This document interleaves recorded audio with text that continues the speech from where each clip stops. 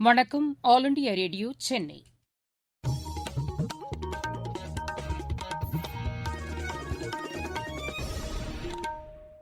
மாநிலச் செய்திகள் வாசிப்பவர் ஷியாமளா. தலைப்புச் செய்திகள்: ஆசியாவின் மிகப்பெரிய ஒருங்கிணைந்த கால்நடை பூங்கா வளாகத்தை முதலமைச்சர் திரு எடப்பாடி பழனிசாமி சேலம் மாவட்டம் தலைவாசலில் இன்று திறந்து வைக்கிறார். தமிழக சட்டப்பேரவைத் தேர்தலில் பிஜேபி அஇஅதிமுக கூட்டணி வெற்றி பெறும் என்று பிஜேபி நம்பிக்கை தெரிவித்துள்ளது. தமிழகத்தின் கோரிக்கைகளை மத்திய அரசு நிறைவேற்றித் தருவதாக அஇஅதிமுக கூறியுள்ளது. தேர்தலை கருத்தில் கொண்டே முதலமைச்சர் புதிய திட்டங்களை அறிவித்து வருவதாக திமுக குற்றம் சாட்டியுள்ளது. அட்ரியாட்டிக் பேர்ல் இளையோர் குத்துச்சண்டை போட்டியில் இந்தியா மேலும் 2 தங்கம், 2 வெள்ளி, 3 வெண்கலப் பதக்கங்களை வென்றது. இனி விரிவான செய்திகள். ஆசியாவின் மிகப்பெரிய ஒருங்கிணைந்த கால்நடை பூங்காவை முதலமைச்சர் திரு எடப்பாடி பழனிசாமி சேலம் மாவட்டம் தலைவாசலில் இன்று திறந்து வைக்கிறார். இந்த நிகழ்ச்சியில் 118 கோடி ரூபாய் செலவில் கட்டப்பட்டுள்ள கால்நடை மருத்துவக் கல்லூரியையும் அவர் திறந்து வைக்கவுள்ளதாக எமது செய்தியாளர் தெரிவிக்கிறார். சேலம் மாவட்டம் தலைவாசலில் ஆசியாவிலேயே மிக பிரம்மாண்டமான ஒருங்கிணைந்த கால்நடை பூங்கா 1022 கோடி ரூபாய் மதிப்பில் அமைக்கப்பட்டுள்ளது.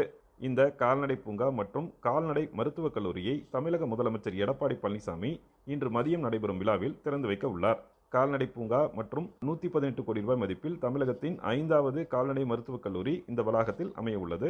கல்லூரிக்கான நிர்வாக அலுவலக கட்டிடம், கல்விசார் வளாகம், நூலக கட்டிடம், கால்நடை பண்ணை வளாகம், கால்நடை மருத்துவமனை என பல்வேறு கட்டடங்கள் இன்று திறந்து வைக்கப்பட உள்ளன. இதன் மூலம் கால்நடை வளர்ப்பில் தமிழகம் முக்கிய இடத்தை அடையும் என எதிர்பார்க்கப்படுகிறது. சேலத்திலிருந்து விஜயகுமார். தமிழக சட்டப்பேரவைத் தேர்தலில் பிஜேபி அஇஅதிமுக கூட்டணி வெற்றி பெறும் என்று பிஜேபி மூத்த தலைவர்களில் ஒருவரும் பாதுகாப்புத்துறை அமைச்சருமான திரு ராஜ்நாத் சிங் கூறியுள்ளார். சேலம் மாவட்டம் கெஜல்நாயக்கன்பட்டியில் நடைபெற்ற பிஜேபி இளைஞரணி மாநாட்டில் கலந்து கொண்டு நேற்று அவர் உரையாற்றினார். தமிழகத்தில் சாலை கட்டமைப்பு வசதிகளை மேம்படுத்துவதற்காக மத்திய பட்ஜெட்டில் 1,00,000 கோடி ரூபாய் நிதி ஒதுக்கீடு செய்யப்பட்டிருப்பதையும் அவர் சுட்டிக்காட்டினார். தேசிய ஜனநாயக கூட்டணி அரசு தமிழகத்தில் கடந்த 6 ஆண்டுகளில் 5,45,000 கோடி ரூபாய் மதிப்பிலான திட்டங்களை செயல்படுத்தியுள்ளதாகவும் அவர் கூறினார். காங்கிரஸ் தலைமையிலான ஐக்கிய முற்போக்கு கூட்டணி அரசு 10 ஆண்டுகள் ஆட்சிப் பொறுப்பில் இருந்தபோது தமிழகத்தின் வளர்ச்சிக்காக 94,000 கோடி ரூபாய் மட்டுமே நிதி ஒதுக்கீடு செய்ததாகவும் திரு ராஜ்நாத் சிங் தெரிவித்தார். தமிழகத்தில் கடந்த 3 ஆண்டுகளில் 1,000 கோடி ரூபாய் செலவில் தடுப்பணைகள் கட்டப்பட்டுள்ளதாக அஇஅதிமுக இணை ஒருங்கிணைப்பாளரும் முதலமைச்சருமான திரு எடப்பாடி பழனிசாமி கூறியுள்ளார். நாமக்கல் மாவட்டம் கபிலர் மலையில் நேற்று தேர்தல் பிரச்சாரம் மேற்கொண்டு அவர் பேசினார். இயற்கை சீற்றங்களினால் விவசாயிகள் பாதிக்கப்பட்டதை உணர்ந்த அஇஅதிமுக அரசு அவர்களது பயிர்க்கடனை தள்ளுபடி செய்துள்ளதாகவும் கூறினார். தமிழகத்தின் கோரிக்கைகளை மத்திய அரசு நிறைவேற்றித் தருவதாகவும் திரு எடப்பாடி பழனிசாமி தெரிவித்தார்.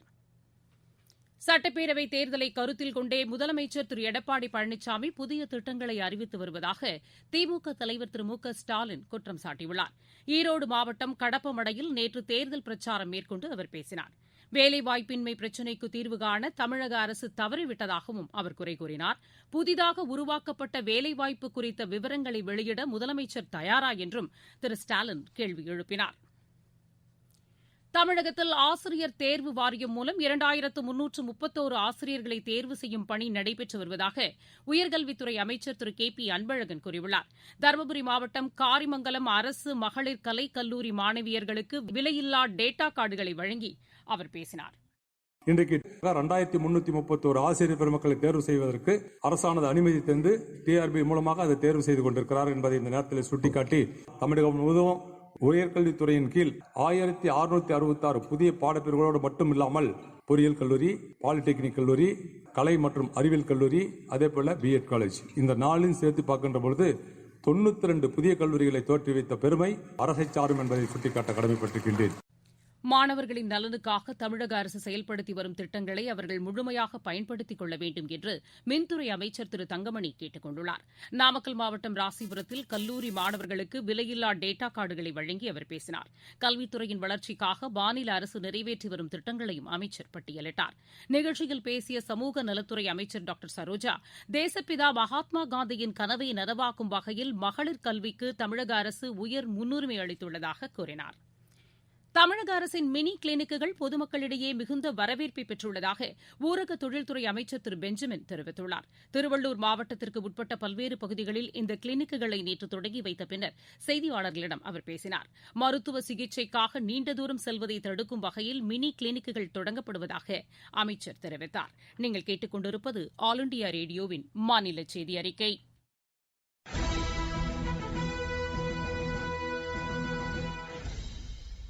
கோவிட்-19 ஒழிப்போம், தடுப்பூசிக்கு தயாராவோம். கோவிட்-19க்கான தடுப்பூசி பாதுகாப்பானது. இதனை பெறுவதற்கு கோவின் இணையதளத்தில் புகைப்படத்துடன் கூடிய அடையாள ஆவணத்துடன் பதிவு செய்ய வேண்டும். உங்கள் கைபேசி செயலிக்கு வரும் தேதியில் சம்பந்தப்பட்ட மையத்திற்கு சென்று தடுப்பூசி போட்டுக் கொள்ள வேண்டும். தடுப்பூசி போட்டவுடன் அரை மணி நேரம் கண்காணிப்பு மையத்தில் அமர்ந்திருக்க வேண்டும். 2ஆம் சுற்று தடுப்பூசியையும் அதற்கான தேதியில் தவறாமல் போட்டுக் கொள்ள வேண்டும். நம் நலன் காத்து நாட்டு நலனை உறுதி செய்வோம்.